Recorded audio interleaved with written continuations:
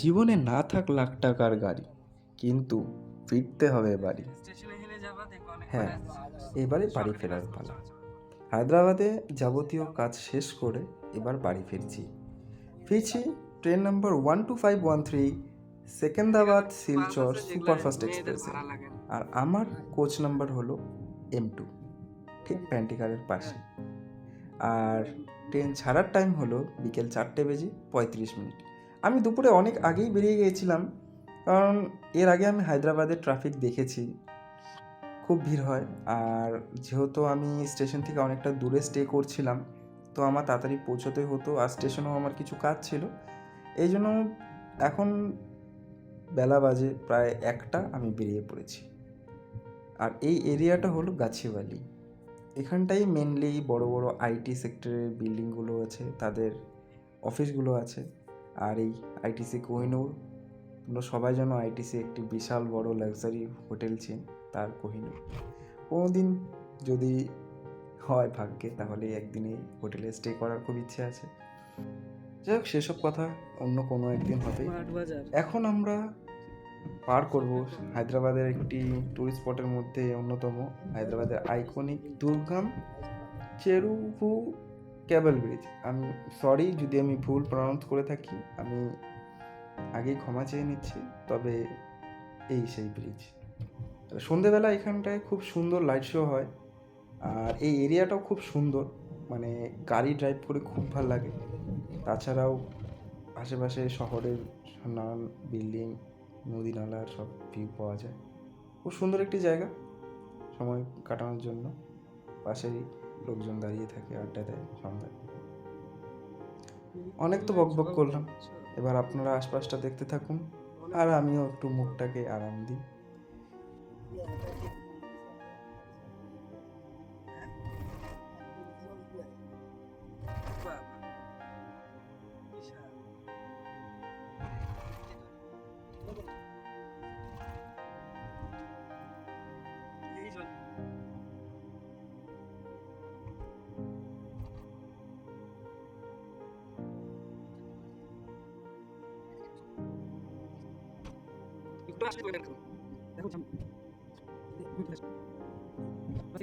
সঠিক টাইমে স্টেশনে পৌঁছেও আমাদের ট্রেন কিন্তু সঠিক টাইমে ছিল।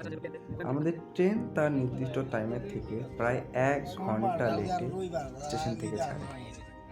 আর সব থেকে বড় সমস্যার বিষয় ছিল কি, আমরা রয়েছি 4 জন, আর আমাদের সিট রয়েছে মাত্র 2টা।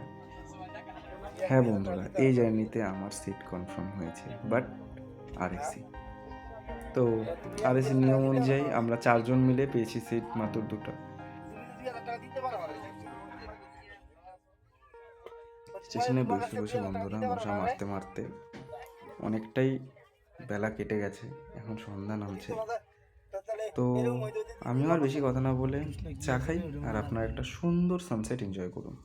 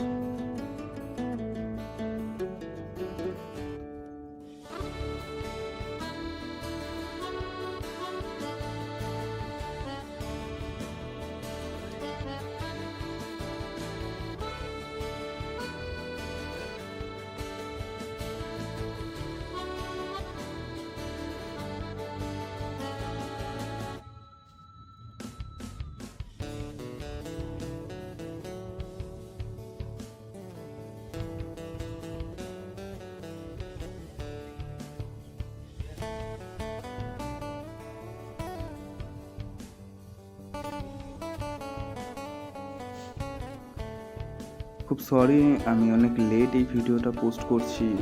নানান কাজে আমি ব্যস্ত ছিলাম, তো সেরকম ভিডিও এডিট করার সময় পাইনি। যাই হোক, ট্রেনে রাত্রে খাওয়া দাওয়া করে আমরা শুয়ে পড়ি এবং সকালবেলা আমার ঘুম ভাঙে এই 8টা সাড়ে 8টার দিকে। তখন আমরা প্রায় চিল্কা হ্রদের কাছাকাছি পৌঁছে গেছিলাম। এখনও অবধি ট্রেন প্রায় অন টাইম। এখন রাতে তার যা লেট ছিল সেটা মেকআপ করে নিয়েছে।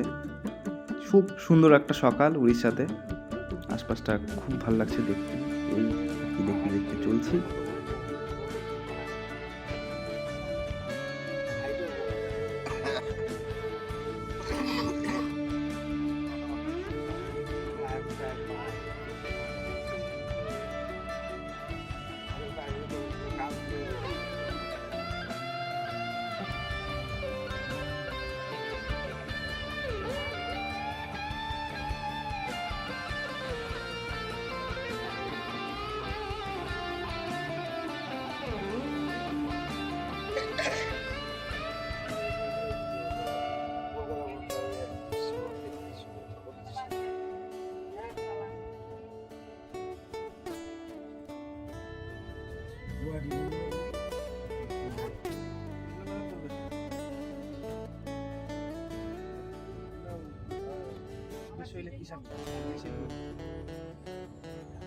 যেটা ঘুমাইছিল ওগুলা সারা পাথর আছে, পাথর পাথর মাটিটা এমন আছে, 2-3টে পাথর আর জঙ্গল নাই, এমনি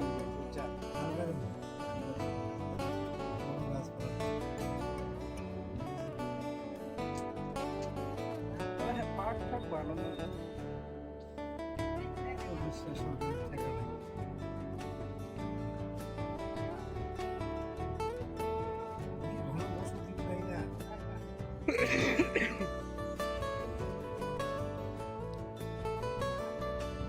পাল্টে যাওয়া ভূপ্রকৃতি এবং পরিবেশকে দেখতে দেখতে উড়িষ্যা রাজ্য এইভাবেই আমাদের কেটে যায়।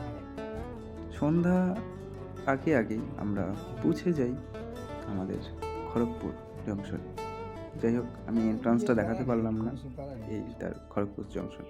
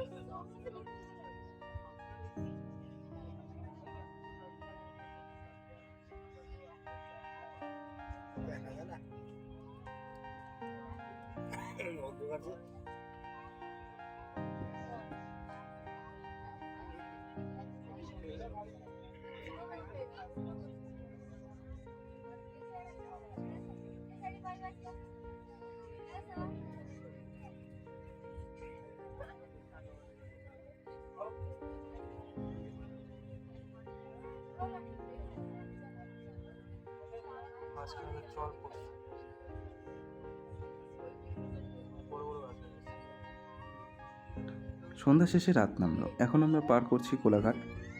আর রাতে আমি তেমন সেরকম কোনো ব্লগ বানাইনি, কী বা রেকর্ড করতাম, চারিদিক অন্ধকার, আর মোবাইলে সেরকম ক্লিয়ারিটি আসেও না। যাই হোক, ওইভাবে রাত কেটে সকাল হয়ে যায়। সকালে আমরা পৌঁছে যাই এনজিপি। রাতের ট্রেনটা কিছুক্ষণ মানে লেট করেছিল, এই বোলপুর শান্তিনিকেতনের দিকে না অনেকক্ষণ দাঁড়িয়েছিল। তো যাই হোক, এখন অন টাইমেই আমাদেরকে প্রায় পৌঁছে দিল এনজিপি।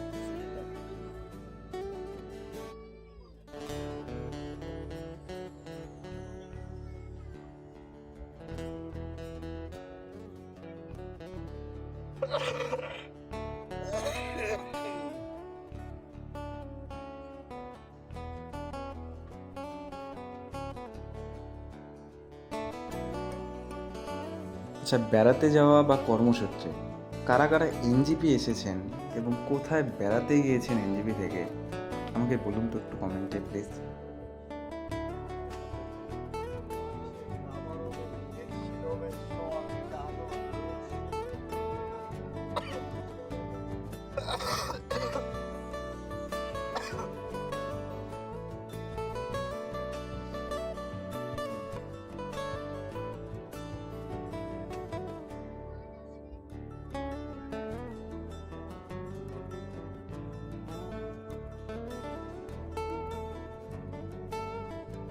এনজিপি পেরিয়ে তেমন আর আমি সেমন কিছু রেকর্ড করিনি, মাঝখানে খালি জলঢাকা নদীতে একটু ফুটেজ নিয়েছি।